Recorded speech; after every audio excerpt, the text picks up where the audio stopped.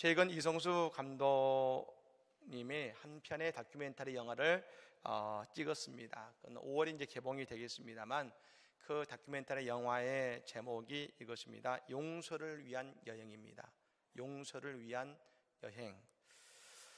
요나가 니느웨로 가라는 하나님의 말씀에 정반대인 다시스로 향했습니다. 그 이유는 적국 아수르에서 하나님의 말씀을 전하라는 명령을 도저히 지킬 수가 없었기 때문이었습니다.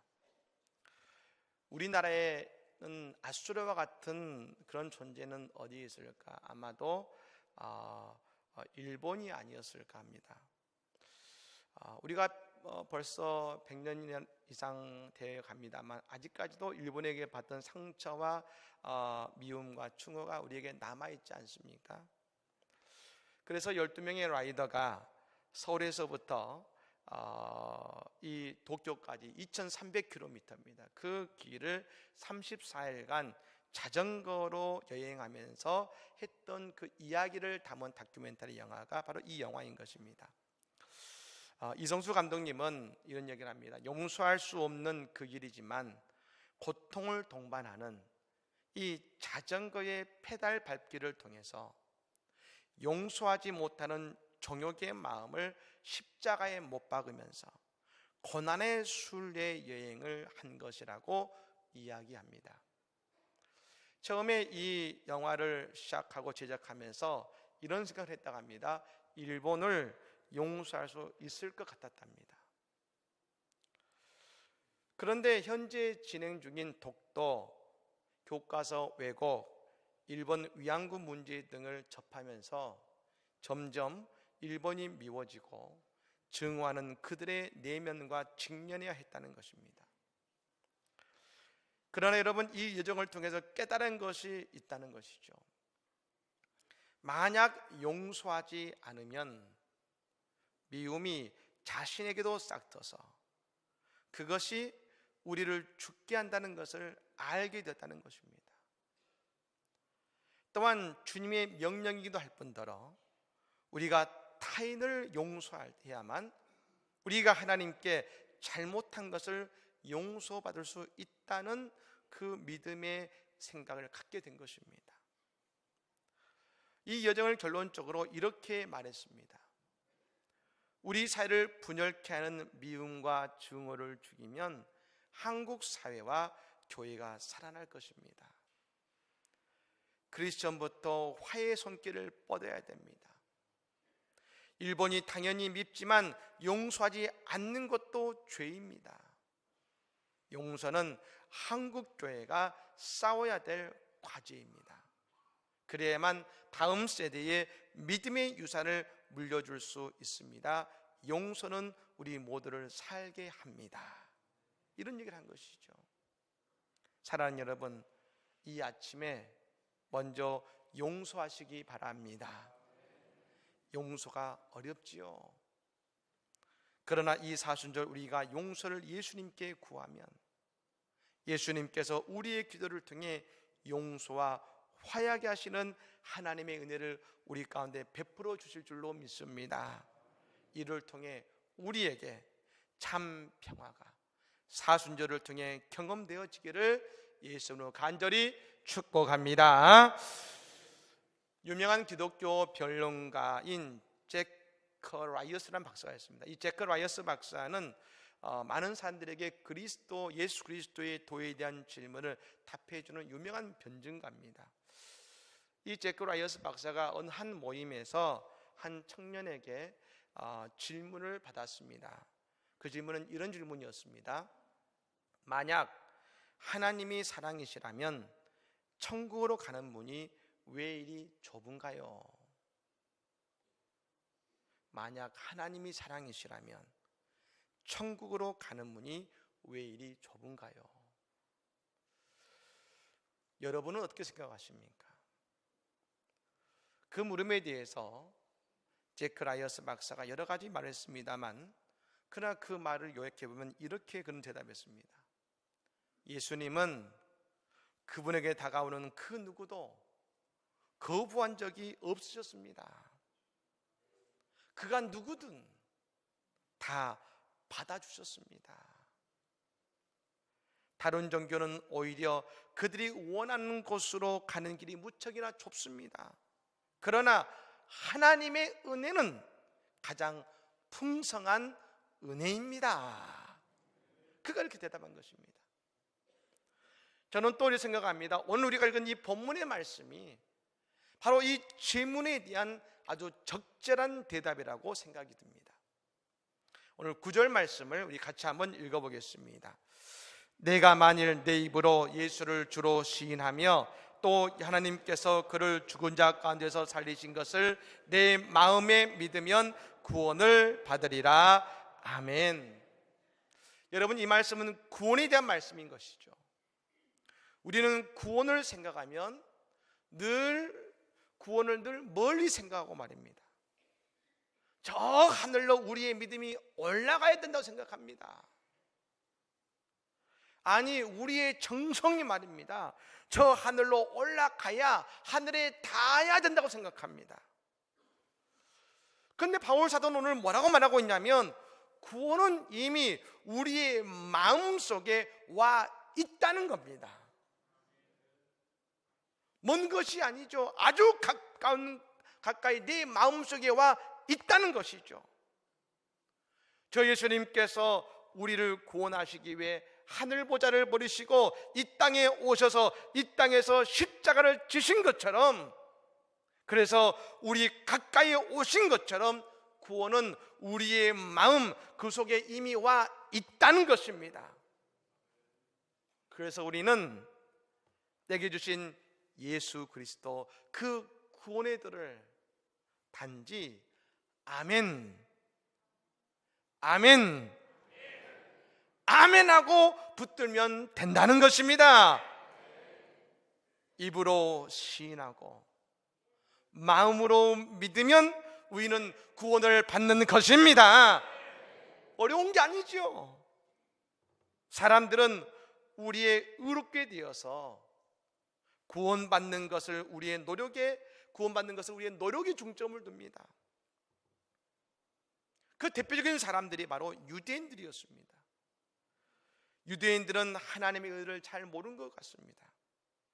창세기 15장 6절에 보면 하나님께서 구약에 처음으로 하나님의 의를 밝히시는데, 아브라함이 여호와를 믿으니 여호와께서 이를 그의 의로 여기시고, 아브라함이 의로워진 것은 그의 삶이 의로워서가 아니라는 것입니다. 의롭다 함을 입은 것입니다. 하나님께서 아브라함을 의롭다고 인정해 주신 것이지 그의 모든 삶이 의로워서 의인이 아니라는 것이죠. 저희 교육자와 직원들이 매일 아침마다, 그리고 아침마다 조회를 할 때마다 우리는 말씀을 예배드리면서 말씀을 봅니다만, 지금은 마가복음을 보고 있습니다. 어제 저희가 묵상한 말씀이 바로 마가복음 3장 13절의 말씀인데, 이렇게 말씀합니다. 또 산에 오르사 자기가 원하는 자들을 부르시니 나아온지라. 이 말씀이 어떤 말씀이냐면, 예수님께서 제자를 세우시기 위해 그 제자들 사람들을 부르시는 장면입니다. 근데 여러분, 예수님이 제자들을 세우신 기준이 이것이었습니다. 자기가 원하는 자들을 부르시니.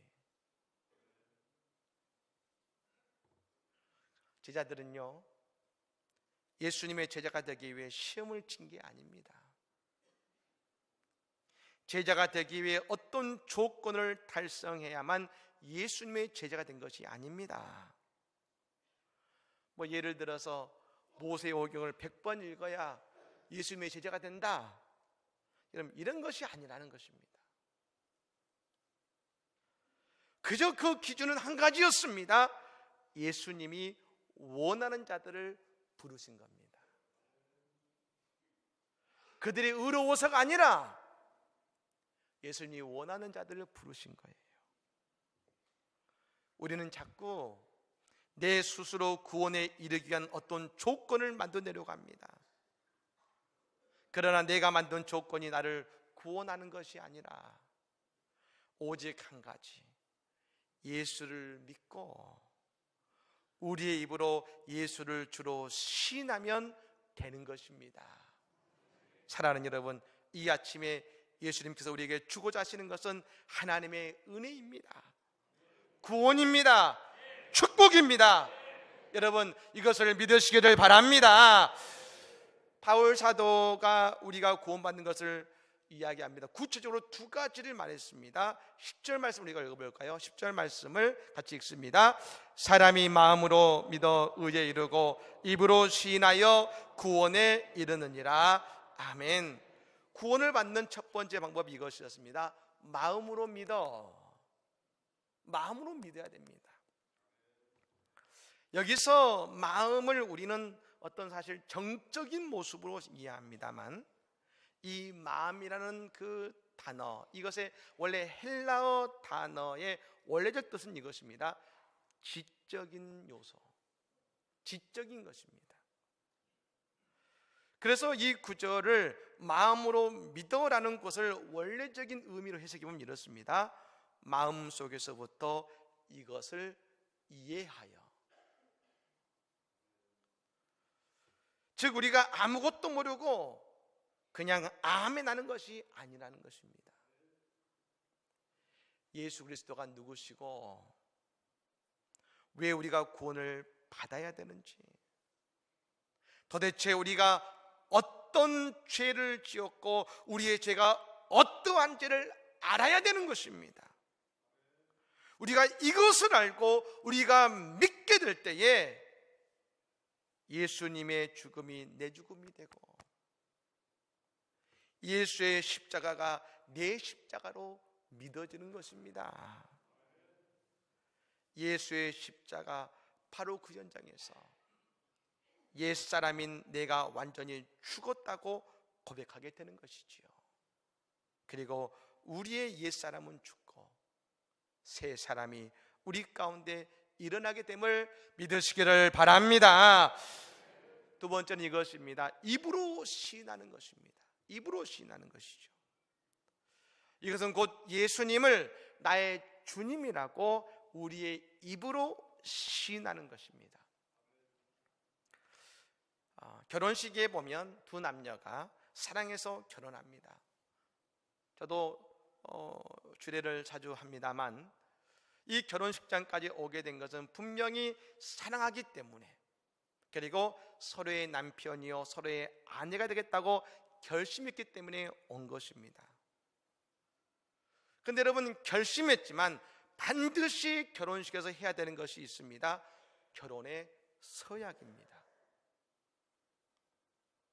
하나님과 모든 사람들 앞에서 그 사랑을 고백하고 우리는 부부입니다, 공포해야 되는 것입니다. 이것이 바로 입으로 시인하는 것이죠. 근데 여러분, 이 우리의 입으라는 시인이 참 중요한 것이 뭐냐면, 예수님이 이런 말씀하셨습니다. 마태복음 10장 30절의 말씀에 누구든지 사람 앞에서 나를 시인하면 나도 하늘에 계신 내 아버지 앞에서 그를 시인할 것이요 라겠습니다. 어떻게 보면 우리는 이런 생각합니다. 그냥 나 혼자 예수 잘 믿으면 되지라고 생각할 때가 있습니다. 또 어떤 경우는 괜히 예수 믿는다고 했다가 행동이 불편해질 것 같아서 아무에게도 내가 예수 믿는다는 것을 잘 드러내지 않습니다. 그런데 여러분, 이것이, 이 고백이 우리의 신앙과 구원에 있어서 정말로 중요하다는 것입니다. 여러분, 입으로 시인한다는 것은 주를 그리스도로 고백하는 것입니다. 십계명에 보면 말입니다. 주 너의 하나님의 이름을 망령되이 일컫지 말라 했습니다. 그래서 유대인들은 하나님의 이름을 절대로 부르지 않습니다. 구약 성경에 보면 분명히 여호와, 야훼라고 하는 하나님의 이름이 있습니다. 근데 유대인들은 성경을 읽을 때에 그 구절이 나오면 여호와라는 말 대신에 그들은 뭐라고 읽냐면 아도나이, 그 아도나이가 이런 뜻입니다. 주님이라고 대신 읽는 것입니다. 여기서 주로 고백하는 것은 뭡니까? 곧 예수 그리스도를 하나님으로 고백하는 것입니다. 그렇게 입으로 시인하면 우리는 구원을 받는 것입니다. 그래서 크리스찬은 예수 그리스도를 유일한 주로 믿는 자라고 할 수 있는 것이지요. 근데 여러분, 어디서요? 어디서 입으로 고백하십니까? 골방에서 혼자서요? 지난번에 장경동 목사님께서 오셔서 신앙인을 세 부류로 분류하신 것을 우리가 본 적이 있습니다. 세상 사람과 교인과 거듭난 사람입니다. 그래서 교인은 어떤 분들입니까? 교회에 등록은 되어 있는 분들입니다.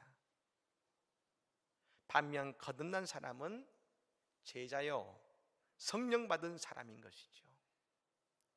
이 거듭난 사람은 자신의 정체성이 그리스도인임을 세상에 알리고 예수가 그리스도요 주님이시라고 입으로 시인하는 사람들인 것입니다. 사랑하는 여러분, 우리가 예수님을 주님이라고 고백하는 그 순간, 그때부터 예수님께서 우리의 인생을 책임져 주시는 것입니다. 그래서 여러분, 베드로 사도의 유명한 그리스도의 고백이 유명한 그 이유가 있는 것입니다. 저 가이사랴 빌립보에서 말입니다. 예수님 물으셨습니다. 너희는 나를 누구라 하느냐? 그때 제자가, 베드로가 제자 중에서, 아니 모든 사람 중에서 처음으로 이렇게 고백합니다. 주는 그리스도시요 살아계신 하나님의 아들이십니다. 예수님께서 주님이시라고, 하나님이시라고 모든 제자들과 사람들 앞에서 고백한 것입니다. 여러분, 그 베드로의 고백이 예수님의 천국의 비밀을 풀어놓게 만들었습니다. 그 베드로의 고백을 통하여 예수님은 베드로에게 천국의 열쇠를 주신 줄로 믿습니다. 여러분, 우리도 마찬가지입니다. 오늘 우리가 예수를 주님이라고 고백할 때 베드로만 주시는 것이 아니라 오늘 우리에게도 예수님께서 천국 열쇠를 주시는 복된 은혜가 있을 줄로 믿습니다. 네, 그럴 때 말입니다. 그 천국 열쇠가 우리가 임하고 우리가 고백하게 될 때에 12절의 말씀이 우리에게 임한다는 것이죠. 같이 읽겠습니다. 유대인이나 헬라인이나 차별이 없습니다.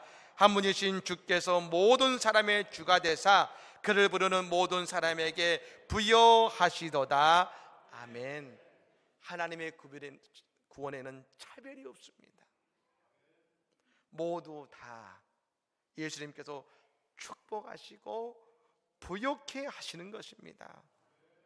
여러분, 이 부요하시다는 말이 다른 번역에 보면 이렇게 말합니다. 풍성한 은혜를 주십니다. 많은 분들이 고민합니다. 아니 목사님, 전 너무 부족합니다. 내가 예수 믿는다고 했을 때 괜히 전도기를 막는 거 아닐까요? 그런 고민할 수 있죠. 근데 여러분, 우리를 통해 구원받는 게 아닙니다. 우리가 구원케 하는 것이 아닙니다. 우리가 전하는 복음이 그 영혼을 바꾸고 구원하는 것입니다. 또 믿음의 확신이 우리를 따라 교회에 오게 만드는 것입니다. 그리고 무엇보다도 예수님은 살아계십니다. 예수님은 우리에게 역사하십니다. 그러므로 주님을 사랑하고 마음으로 믿고 입술로 고백하는 그 인생 위에 말입니다. 부요케 하시는 축복과 풍성한 은혜로 우리에게 함께 하신다는 것입니다. 하나님께서 반드시 그가 부르신 성도는 지키시고 축복하시고 은혜 주실 줄로 믿습니다. 바로 그 성도에게 13절에 은혜를 주시는 것이죠. 같이 읽겠습니다. 누구든지 주의 이름을 부르는 자는 구원을 받으리라. 아멘. 여기서 말합니다. 누구든지 주의 이름을 부른다. 주의 이름을 부른다는 것은 다시 말씀드리면 예수님의 이름을 부르는 것이죠. 어떻게 해요? 따라해 보실까요? 예수님의 이름으로 기도했습니다. 할렐루야. 주의 이름을 부른다. 예수님의 이름으로 기도하는 성도는 기도의 특권이 생깁니다. 그러므로 우리의 모든 삶에서 구원을 받으리라. 우리는 하나님의 복을 받게 됨을 믿으시기를 바랍니다. 그렇습니다. 미국의 가장 행복한 대통령이라 말하고 있는 맥케니 대통령이 있습니다. 이 대통령이 하루는 강요회를 진행하고 있는데 급한 전화가 왔는데 그것은 어머니가 위독하시다는 전갈이었습니다. 이 당시는 비행기가 여러분 여의치 않는 시대여서 기차를 타고 긴 여행을 한 것입니다. 저 워싱턴 DC에서 오하이오주까지 멀리 간 것입니다. 다행히 도착했을 때 어머니는 아직 숨이 붙어 있었습니다. 아들을 기다리고 있었던 것이죠. 그 대통령이 말합니다. 어머니, 아들이 왔습니다. 하실 말씀 있으면 하십시오. 그때 어머니가 말합니다. 그래, 난 네가 와줄 줄 알았어. 아들아, 나를 교회에 데려가 주지 않겠니? 내가 너의 손을 잡고 교회로 데려갔던 것처럼 나를 교회에 데려다 주지 않겠니? 그 대통령은 어머니를 등에 업고서 교회로 갑니다. 교회에 가서 어머니와 함께 앉아 있는데 어머니가 그 아들의 손을 잡고 찬송을 부르기 시작합니다. 내 주를 가까이 하게 함은 십자가지 같은 고생이나 내 일생 소원은 늘 찬송하면서 주께 더 나아가기 원합니다. 우리 찬양 같이 한번 불러볼까요? 찬송 338장입니다. 338장.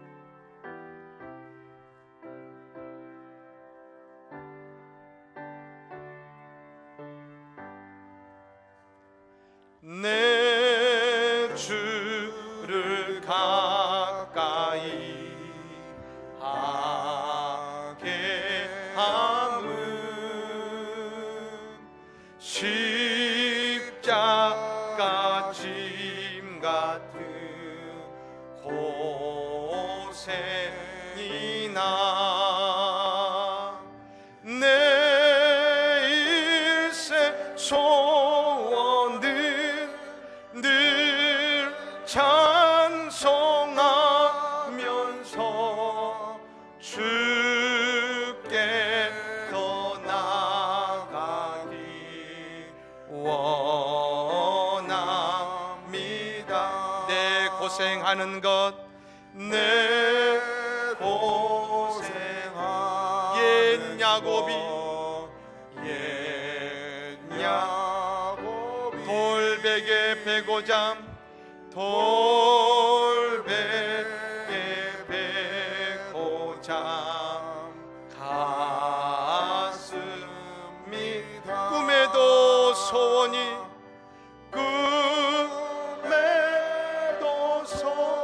늘 찬송하면서 주께도 나가기 주께 더 나 원합니다. 천성에 가는 길 천성에 험하여도 생명길 되나니 생명 은혜로다 은혜로다 천사 날 부르니 천사 날 부르니 늘 찬송하면서 주께 더 나가기 주께 더 나가기 원합니다. 야곱이 잠 깨어 야곱이 잠 일어난 후 돌단을 쌓은 것 돌단을 쌓은 것